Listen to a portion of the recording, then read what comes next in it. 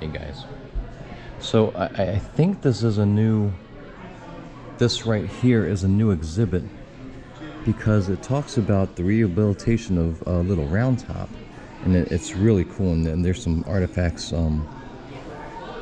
on top there, but I thought it was worth a quick video, and I'll read it. The rehabilitation of Little Round Top has been a multi-year, multi-phase process involving active management of the hill's cultural and natural resources.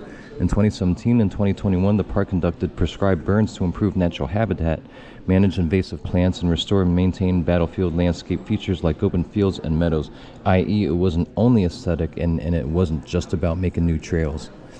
Archaeologists supported this effort with pre- and post-burn metal detection and shovel testing. In the summer of 2022, the site was completely closed, as you guys remember, to undertake a massive, once-in-a-generation rehabilitation that corrected landscape degradation and providing sustainable visitor access to the site. Some of the artifacts recovered helped to reinforce or refine our understanding of the fighting that took place 161 years ago. A dire situation. Perhaps the most complete artifact found during rehabilitation was an unexploded U.S. manufactured Dyer artillery shell, and this is in a lot of videos on YouTube that you'll find probably by the NPS or the American Battlefield Trust. So I'll try to link some of those. The shell was discovered intact several feet below the ground surface. Its paper time fuse failed when fired on July 2nd, 1863. Given its potential volatility, the shell was transported to a designated location by a U.S. Army Explosive Ordnance Disposal Unit where it was detonated. Before you are some of the fragments recovered from the detonation. Just remembered, Addressing Gettysburg did a video on this.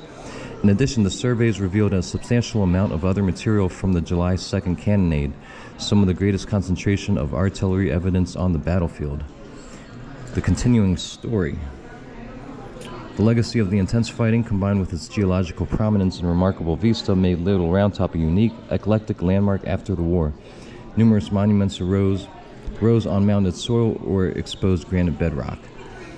The area around the hill was also home to a souvenir stand, a museum, and an electric trolley line. Interesting. Later generations of U.S. Army soldiers traversed its slopes. Hunters trapped across ground prior to active natural resources management. Tourists took photographs and dropped souvenirs or personal possessions. These artifacts show that Little Round Top continues to make history. And I'm just going to point a couple out, but most notably,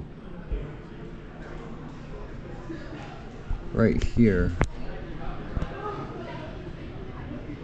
what you see in front of you, on the left is the nose of the shell, and the description says, notice the threads that accepted the fuse plug.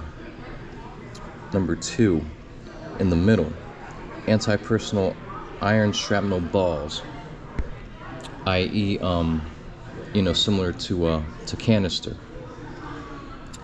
Number 3, on the right, lead sabot designed to grip the rifling inside the cannon tube for improved accuracy. And right here, this image shows Confederate-produced fuse plug that was inside the shell. This photograph was taken after the detonation of the projectile, and it still contains a partially burnt fuse. Really, really amazing stuff here.